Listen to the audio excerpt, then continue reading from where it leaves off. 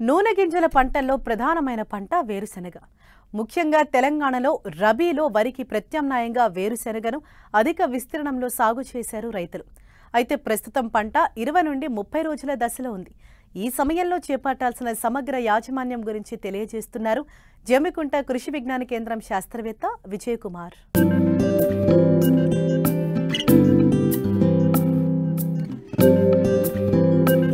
తెలంగాణ, ఉత్తరాంధ్ర, రాయలసీమ ప్రాంతాల్లో ఖరీఫ్ వరి కోతల తరువాత రబీలో రైతులు వేరుశెనగను సాగు చేయడం ఆనవాయితీగా ఉంది. రబీలో వేరుశెనగను నీటి వసతి కింద సాగు చేస్తారు కనుక ఖరీఫ్ కంటే ఎక్కువ దిగుబడులు నమోదు చేస్తున్నారు. తేలిక నేలలు, ఎర్రచలక నేలల్లో రైతులు వేరుశెనగ సాగు చేపట్టారు.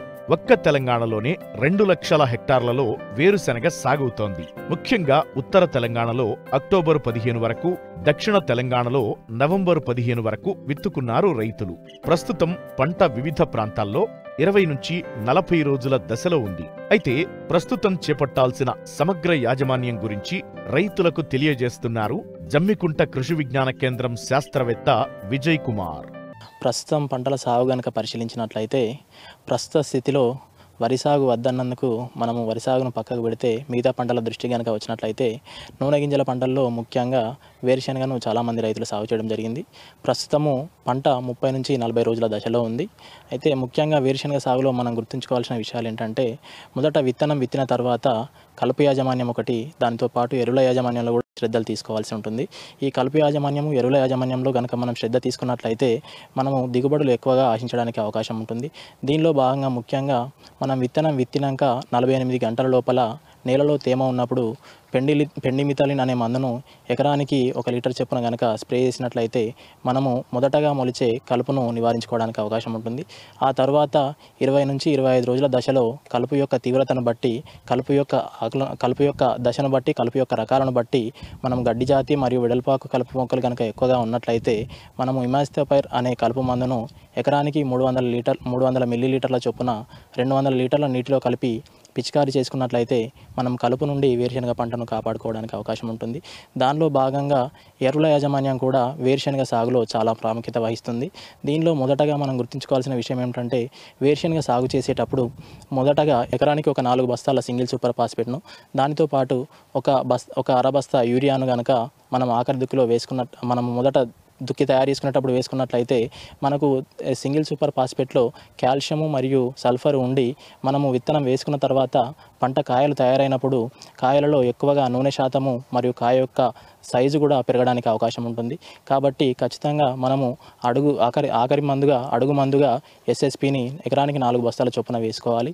ఆ తర్వాత వేరుశెనగ 30 నుంచి 40 రోజుల దశలో ఉన్నప్పుడు ఊడలు పూర్తిగా పూత వచ్చిన తర్వాత ఊడలు దిగే సమయంలో ఎకరానికి 200 కిలోల జిప్సమ్ను కనుక పంట మొదళ్ళ దగ్గర వేసుకున్నట్లయితే మనకు ఊడలు ఎక్కువగా దిగి గింజ ఎక్కువగా ఊరడానికి అవకాశం ఉంటుంది.